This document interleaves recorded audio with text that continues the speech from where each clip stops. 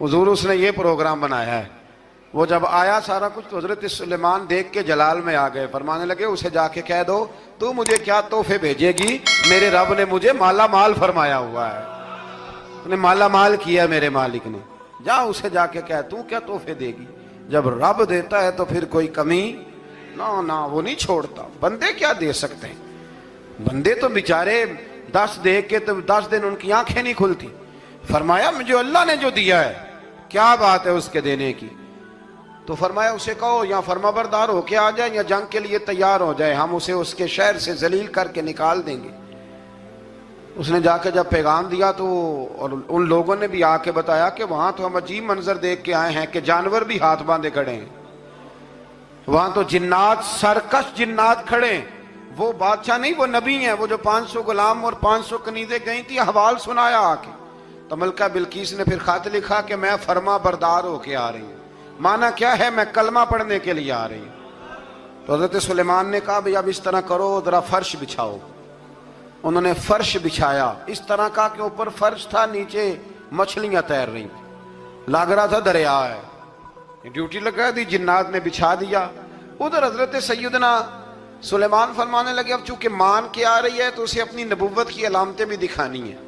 اس نے تخت بڑا شاندار بنوایا تھا، اور خواتین میں جو عادتیں خواتین والی ہوتی ہیں وہ جاتی نہیں، وہ 7 کمروں میں نا پیچھے اپنا تخت رکھ کے تو 7 دروازے بند کر کے آئی۔ اس زمانے میں ایک رواج تھا، وہ زلیخا نے بھی 7 دروازے مکفل کے ایک رواج تھا، ایک کمرہ، پھر کمرے کے پیچھے کمرہ، پھر اس کے پیچھے کمرہ، پھر اس کے پیچھے کمرہ، اور اس کو بڑے موٹے تالے لگائے جاتے تھے، اور فلسفہ یہ تھا کہ ایک تالا توڑے گا کوئی تو جب تک سپاہی آ جائیں گے، اور اگر اس کے توڑنے تک نہ آئے تو دوسرے کے توڑنے تک آ جائیں گے، اور اس کے توڑنے تک نہ آئے تو 7ویں تک تو آئے جائیں گے۔ یہ ان لوگوں کا نفسیاتی معاملہ تھا، سوچ تھی۔ 7 کمروں میں مکفل کر کے نا وہ نکلی تو حضرت سلیمان علیہ السلام کہنے لگے بھئی مجھے اس کا تخت چاہیے اس کے آنے سے پہلے، اس کے آنے سے۔ اس واقعے کی کیا ضرورت تھی قرآن پاک میں، یہ کیا حاجت تھی یہ تخت والی ساری بات قرآن نے کیوں بیان کی؟ پوچھیں آپ اپنے دل سے بھی اور انکار کرنے والے منکرین سے بھی، اس کی کیا ضرورت تھی؟ وہ جو کہتے ہیں جی ولی کی کرامت کی کیا ضرورت ہے، سیدھی سیدھی نماز پڑھو، روزہ رکھو، حج کرو، زکوٰۃ دو، تو پوچھو ان سے ایک سورت نمل کے اندر اس ساری تفصیل کی کیا ضرورت تھی؟ ختم ہو گئی جب وہ کلمہ جو پڑھ رہی ہے تو پھر اس سارے واقعے کو رب کیوں بیان فرماتا ہے؟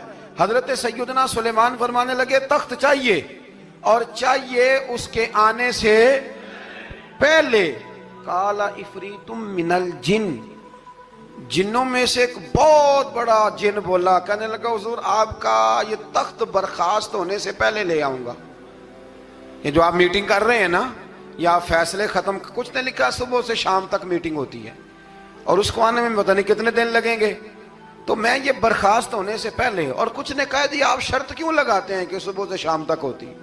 اس جن نے کہا دیا آپ 10 منٹ میں فارغ ہو جائیں، آپ فارغ ہوں گے تو تخت آ جائے گا۔ مفسرین نے لکھا ہے کہ جب قرآن کہتا ہے کہ اس نے کہا کہ آپ کے فارغ ہونے سے